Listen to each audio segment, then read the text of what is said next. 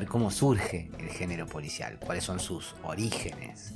Y lo cierto es que si bien la idea de búsqueda o revelación de un enigma, ¿no?, puede rastrearse ya en la tragedia griega o incluso en algunas escrituras del Antiguo Testamento, ¿no?, esta cosa de quién será o qué será, ¿no?, la revelación del enigma. Pero el género y sus componentes centrales constituyentes, o sea, la onda culpable versus detective en sí mismo, encuentra un antecedente ya en la crónica de sucesos, ¿no?, que era una suerte de relato por entregas, en tiradas que se hacían en periódicos de la época, en donde el lector seguía la evolución y el esclarecimiento de un crimen real, ¿no?, a partir de transcripciones o resúmenes de procesos judiciales famosos por su morbosidad, su carácter escandaloso, su violencia o los altos personajes involucrados. Esto aún sigue pasando, digo, si vemos lo que sucede a veces con alguna noticia, ¿no?, de estas medias escandalosas, ¿no?, que aparecen en los noticieros. Y quien es tomado como un gran precedente de la constitución del género como tal es el abogado francés François Gallot de Pitaval, ¿no?, quien publica 23 volúmenes de Causettes célèbres et intéressantes entre 1734 y 1743, que parece que la repegó, ya que no paraba de publicar y de reimprimirse constantemente, hasta el punto de que dio nombre al género de las causas célebres de Pitaval. Era lo que hoy podría ser un Stephen King de la época. Y bueno, Pitaval inaugura esta estructura del género, que es como una especie de folletín, que es continuada por Alejandro Dumas, que desde los años 1839 y 1840 publica Los crímenes célebres en 8 volúmenes y toma esta estructura de Pitaval del folletín, en el cual se va revelando la verdad a través de la investigación gradualmente. Además de Dumas, otro que va a contribuir notablemente a la consolidación del género es la obra de nuestro amigo Edgar Allan Poe, y más precisamente de su cuento Los crímenes de la calle Rue Morgue, ¿no? No sé si se pronuncia así. Quien hable francés, dígame la posta. Luego de la Primera Guerra Mundial va a surgir en Estados Unidos otra corriente o escuela que va a conformar como una especie de subgénero que se desprende de esta primera instancia del policial clásico blanco, y es precisamente el policial negro. Pero antes de introducirnos en el policial negro, vamos a ver cuál era el contexto sociopolítico del llamado policial clásico. Y algunas características centrales que dan marco al surgimiento de este género como tal son la industrialización, por ejemplo, el surgimiento de la burguesía ya por la Edad Media, el siglo XI-XII, el pensamiento positivista de Auguste Comte, la fotografía, acá aparece la idea del daguerrotipo, empieza a aparecer la posibilidad de encontrar al culpable, ¿no?, la huella digital, los primeros cuerpos estatales que se van conformando de la policía, y en 1844 se publica el concepto de angustia de Søren Kierkegaard, que también va a influir de alguna manera en ese clima de desesperación, aciago, miedo y ansiedad que se ciñe sobre muchos de los relatos de la época. Pero más allá de esto es importante, creo, aclarar que el policial emerge sucediendo a géneros como la novela gótica o la novela de aventuras propia del naturalismo.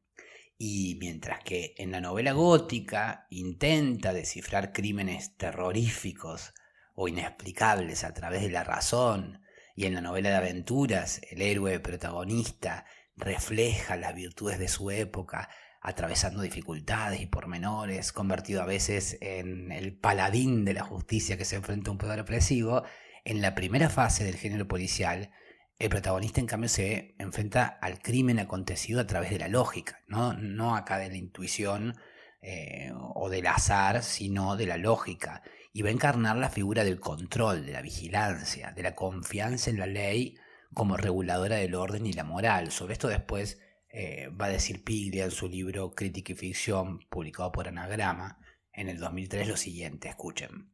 Dice: la sociedad industrial exige que la riqueza esté directamente en las manos, no de quienes la poseen, sino de aquellos que permitirán obtener beneficios de ella trabajándola. ¿Cómo proteger entonces esta riqueza? Bueno, mediante una moral rigurosa. De ahí proviene esta formidable capa de moralización que ha caído desde arriba sobre las clases populares del siglo XIX.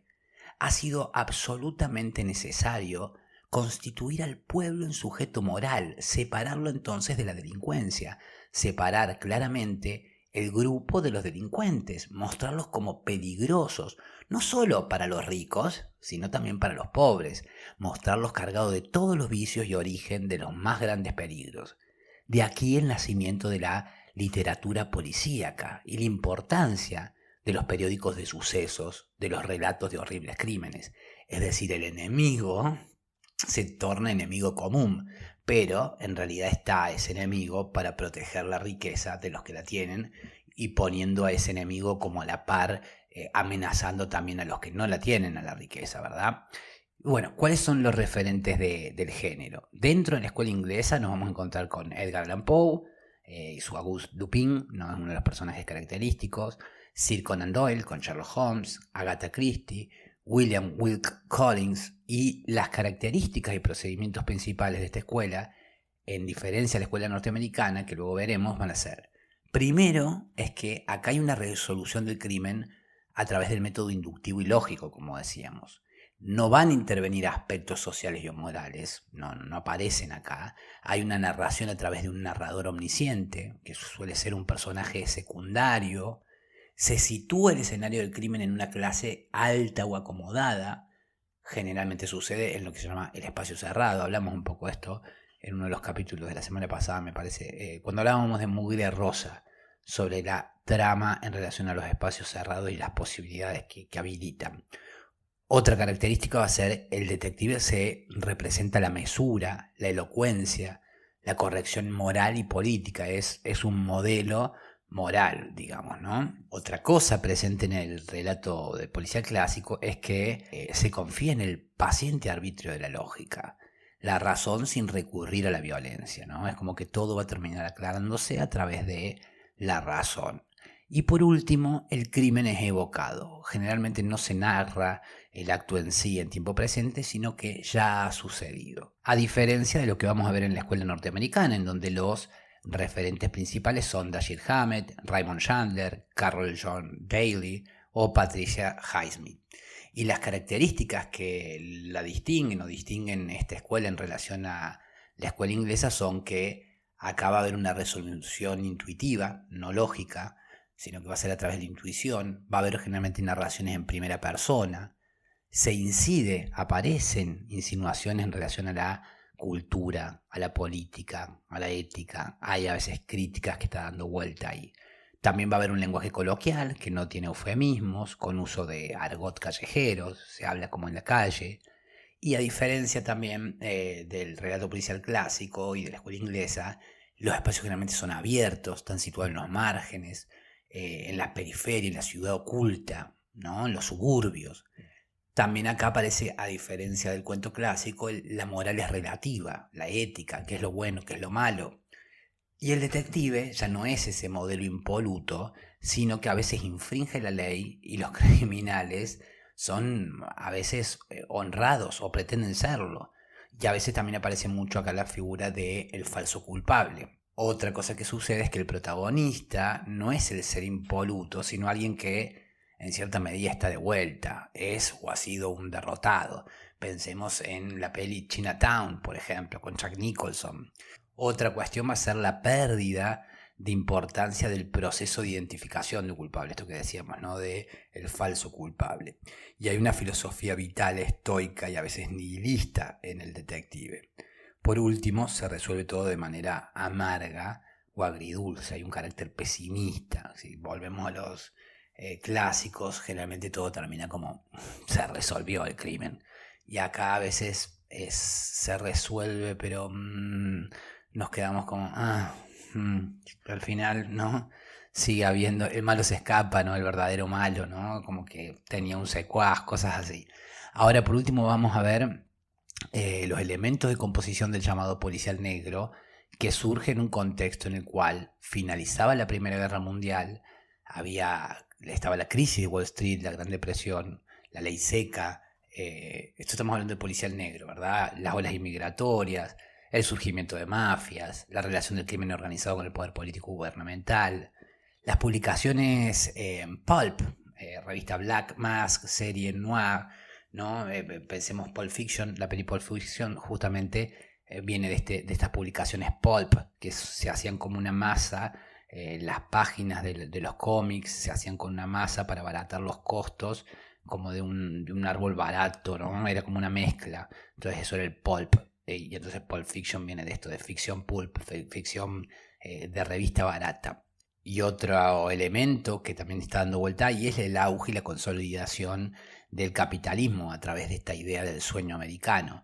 Todo esto lo podemos encontrar en pelis como por ejemplo Scarface, la primera, ¿no? La primera, la de Howard Hughes creo que es, no la segunda con Al Pacino. También se puede encontrar ahí estas principales cosas, ¿no?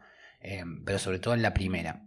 Y ni hablar que también lo encontramos en mi amada El Padrino, de Mario Puzo, llevada al cine por Francis Ford Coppola, estrenada en marzo del 72, precisamente hace 50 años, y motivo por el cual ahora va a volver a los cines, remasterizada para celebrar justamente estos 50 años desde su lanzamiento.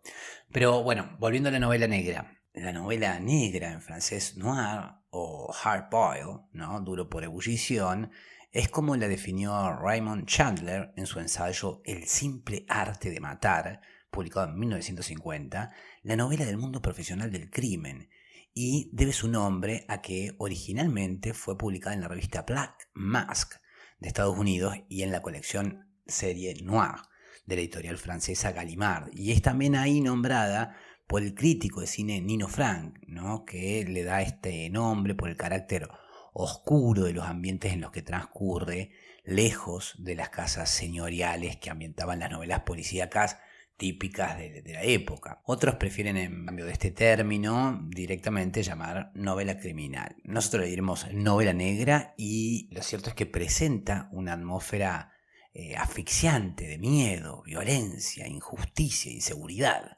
y corrupción del poder político, que refleja las primeras décadas del siglo XX en Estados Unidos, cuando la crisis económica desatada después de la Primera Guerra Mundial, como habíamos dicho, y la Gran Depresión de 1929, da lugar a estas historias policíacas inspiradas por la entrada en vigor de la ley seca, el subsiguiente desarrollo del crimen organizado y los gángsters. Y se difunde originalmente a través de estas revistas de las que hablábamos hace un rato, creadas con este papel barato de pulpa de madera, pulp, en inglés, que daba el resultado de este papel amarillento, de muy mala calidad y sin guillotinar, pero muy económico, a un público que era el público trabajador o proletario, por lo que el lenguaje no se enroscaba mucho en adornos, en estilismos complejos.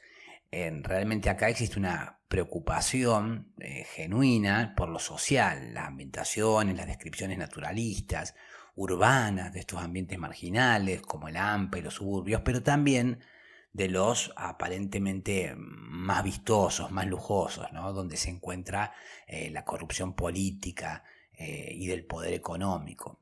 Por otra parte, el desarrollo de la acción es más tiki-tiki, más rápido, más movido, frecuentemente violento, no es tan intelectual o inquisitivo como en la narrativa policial inglesa. Al contrario de lo que sucede en esta, el crimen se sitúa en esos ambientes que se asocia a lo degradado, donde se asocia también que se cometen más frecuentemente, y la resolución de los crímenes no es el objetivo primordial, sino el mensaje, que a veces no es explícito, de la motivación moral. Tanto el detective como los criminales cruzan a menudo la barrera entre el bien y el mal, pero el detective se muestra muchas veces como un personaje fracasado, cínico, que termina a veces salvándose hasta ahí nomás gracias a un rudimentario sentido del honor personal. Y la motivación o móvil de los crímenes es siempre alguna debilidad humana, sea la rabia, la ansia de poder, la envidia, el odio, la codicia, la lujuria. Bueno, me acuerdo de Siete Pecados Capitales, Seven, ¿no? Con Brad Pitt y Morgan Freeman. Bueno, por esto aparece en los diálogos este lenguaje crudo, a veces, a menudo el slang callejero, y se da más importancia al desarrollo de la acción, como decíamos, que al análisis del crimen. Aunque bueno, también importa esta descripción naturalista y a veces impresionista de esa sociedad donde más que nacen, se hacen los criminales, junto a una reflexión casi siempre no explícita del deterioro ético. Y bueno, esto en relación a el llamado cine negro o dentro de la narrativa, el género del policial negro.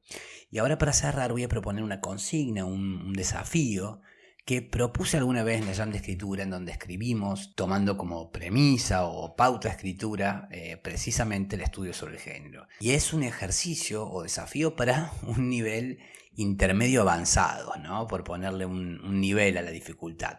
Y lo que tendrían que escribir, o la propuesta es, en ese momento, cuando lo hicimos, yo los iba acompañando gradualmente, pero bueno, acá por una cuestión de tiempo se los tiro de una. Y el desafío sería, primero van a seleccionar una escena del crimen, puede ser interior o exterior, es decir, donde quiero que suceda o haya sucedido el crimen, o esté sucediendo, ¿no? En un baño público, en una habitación del hotel, en un parque. Eso primero, ¿dónde sucede la escena del crimen? Segundo, voy a definir quién es el narrador o narradora. Recordemos que el narrador o narradora puede o no ser protagonista de la trama, o bien ser un narrador omnisciente que narra desde la tercera persona, o que es un testigo, ¿no? Que no participó directamente. Para ver tipo de narradores hay un episodio que le dediqué a eso, no recuerdo si el episodio 23, en donde di algunas puntas sobre trama y composición para escribir tu primera novela. Bueno, fíjense por ahí, bueno, uno de los episodios debe estar. Tercero, este narrador, que puede o no, como decíamos, el protagonista del relato, va a describir la escena del crimen. Ustedes eligen el tiempo verbal, si es algo que sucedió en el pasado o si está sucediendo ahora en tiempo presente. Es decir, en esta instancia donde se describe la escena del crimen, sería, por ejemplo, al ingresar a la cocina podía advertirse que las paredes estaban salpicadas de fideos, como si todo hubiese sucedido minutos antes de tener lista la cena. ¿No? Esa sería como una descripción o un ingreso a una descripción, centrándose siempre en la descripción de ampliar el campo de la imagen, no solamente la imagen visual, sino también todas las imágenes sensibles, el olfato, el gusto, el tacto, todo lo que cuando el lector lea o yo mismo cuando estoy imaginando, me remite a que se despierten esos otros sentidos. O sea, describir no solo en términos visuales, sino en términos sensoriales, ¿no? Cuarto, el que narra va a narrar precisamente qué hace el protagonista en ese espacio. Toma algún objeto, camina hacia algún lugar, inspecciona algo, ¿qué hace? Y al hacer vamos a comenzar a ver quién es nuestro protagonista. Al principio no es importante que no lo veamos o imaginemos totalmente. Podemos imaginar primero sus pies, sus manos, que agarra un objeto, y ahí al agarrar el objeto puedo ya imaginar cómo son sus manos, cómo lo agarra, puedo ver si lo agarra delicadamente o brutalmente. Ya eso también quizá me hace imaginar cuál es la conducta de este personaje. Una cosa me va llevando a la otra como un ladrillito de imaginación. Y poco a poco voy a ir expandiendo ese campo visual que nos va a permitir ir imaginando, viendo no solo cómo es físicamente, sino también, como decía, cómo es la conducta, cómo es su manera de moverse. Y finalmente quizás su manera de hablar, cuando por ejemplo en el quinto paso les voy a proponer que alguien ingrese también a la escena.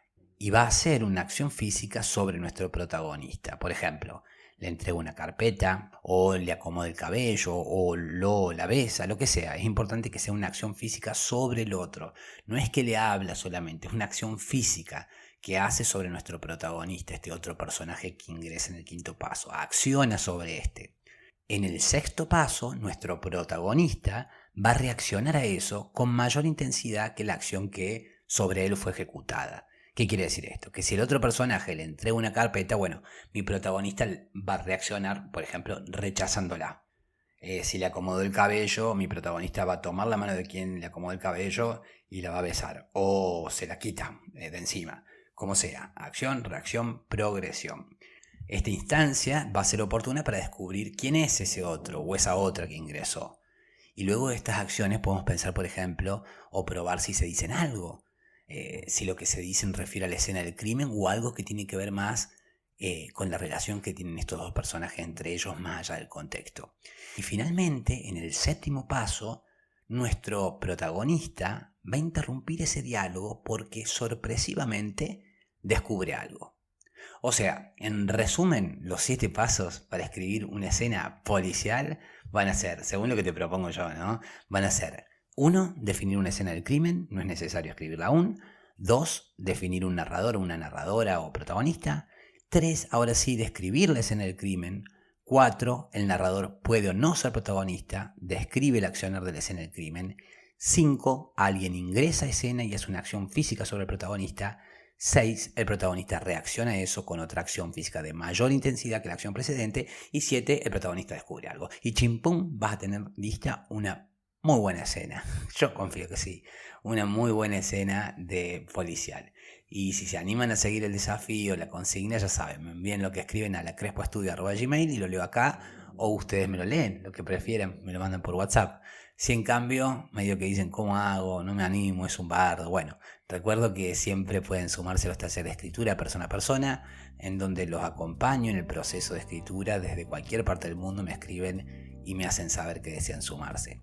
Y bueno, por acá quedamos hoy, mañana probablemente a modo de continuidad de alguna manera con este episodio, y aprovechando justamente que hemos hablado de crímenes de Edgar Allan Poe, probablemente les comparto un cuento de él. Ya veremos cuál sale y de qué manera. Les recuerdo que pueden ayudar a hacer el podcast sostenible participando de las actividades o bien colaborando a través de los distintos medios y plataformas disponibles en los links de la nota del programa. Gracias a quienes comparten el contenido en sus redes con personas a las que creen que puede serles contenido que van a disfrutar. Gracias por sus suscripciones, comentarios, valoraciones de 5 estrellas en Spotify o bueno, cualquiera de las plataformas en donde me estén escuchando.